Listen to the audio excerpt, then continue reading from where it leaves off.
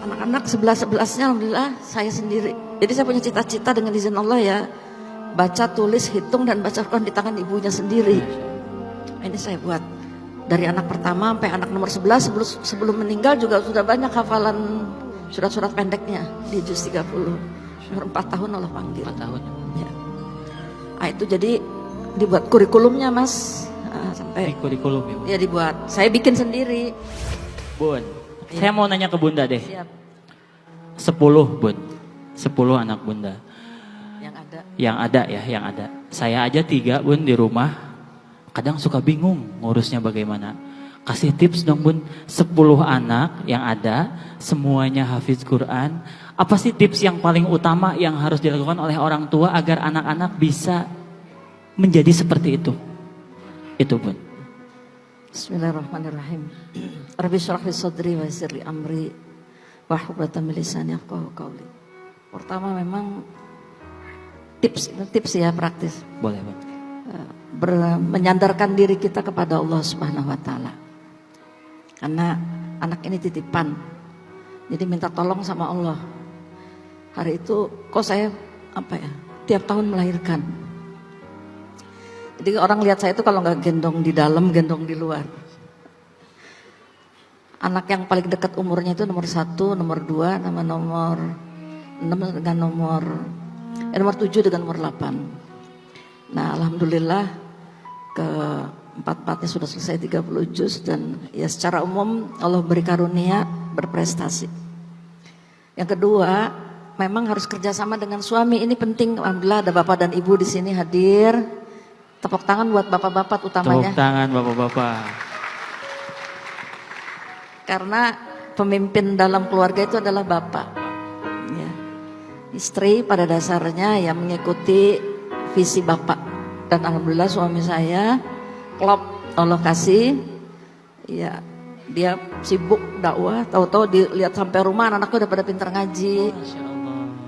Udah bisa baca Quran, hafalannya sudah nambah. Begitu lihat saya hamil terus, jadi dia ambil anak yang paling gede untuk setoran hafalan sama bapak.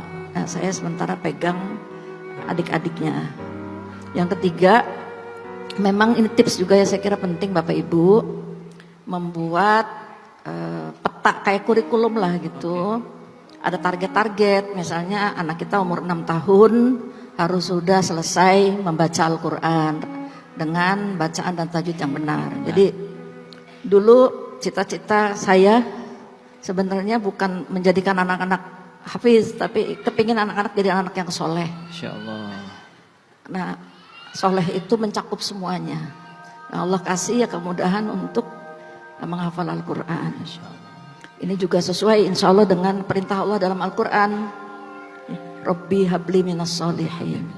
Juga hadis Rasulullah SAW, waladun solihun yad'ulahu. Jadi yang diminta oleh Allah kepada kita bagaimana mendidik anak-anak menjadi anak yang soleh. Nah itu, jadi saya suka nangis juga nih, sebenarnya nangis sama dengan anak-anak. Boleh Bu, gak apa-apa. Kalau nangis saya itu kalau anak-anak udah di atas 7 tahun, saya takut mereka nggak bisa baca Quran. Jadi saya sampai yang ini keempat ya, janji saya kepada Allah.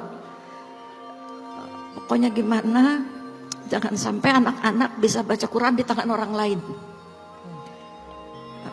Anak-anak 11-11-nya alhamdulillah saya sendiri. Jadi saya punya cita-cita dengan izin Allah ya, baca, tulis, hitung dan baca Quran di tangan ibunya sendiri.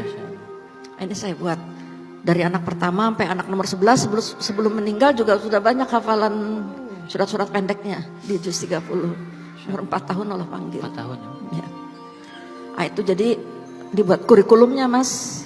Sampai kurikulum ya. Ya dibuat. Saya bikin sendiri. Tantangannya ada sih. Nah ini nggak sendirian ya, sama suami, sama keluarga besar. Tapi memang harus istiqomah. Istiqomah. Itu yang kelima. Kita harus konsisten.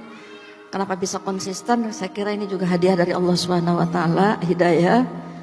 Dan tiba-tiba ada perasaan takut kalau saya tiba-tiba Allah panggil anak-anak saya belum bisa baca Quran.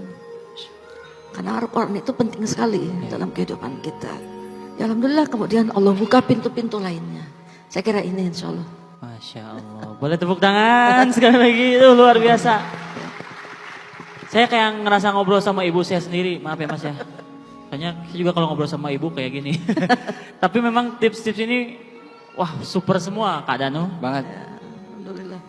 Bagaimana? Belum tentu bisa ngelakuinnya juga nih. Tapi tadi jadi motivasi juga buat saya di rumah nanti. Bang Ari juga gitu ya? Iya, Punya 3 aja Bang Ari ya? 3 betul. Tapi nggak sulung semua sih. Saya juga tadi bercanda kok. Oh, bercanda. Bercanda. Jadi jadi keluarga itu ternyata memang bisa dijadikan sebuah tim. Betul. Gimana caranya bisa bersama-sama saling kerjasama ya Bu ya. Ya. Saling bantu membantu gitu. Yang udah bisa ngajarin adiknya gitu mungkin ya Bu ya. Iya, saya buat seperti itu. Jadi anak-anak jarang keluar rumah. Masa. Saya bikin anak nomor 1 bertanggung jawab dengan anak yang nomor 9. Oh iya. Anak yang nomor 2 bertanggung jawab terhadap anak yang nomor 10. Jadi tingkat kesulitan yang paling tinggi dipegang oleh anak yang paling besar. Masya Allah. Sampai sekarang jadi masih ikatan saudara itu. Alhamdulillah. Jadi tidak hanya sekedar hubungan saudara damia ya, nah, tapi juga hubungan-hubungan ideologis. Nah, ini saya bilang ini kelak akan menjadi saksi nanti di hadapan Allah bahwa tugas ibu dan bapak sudah ibu tunaikan.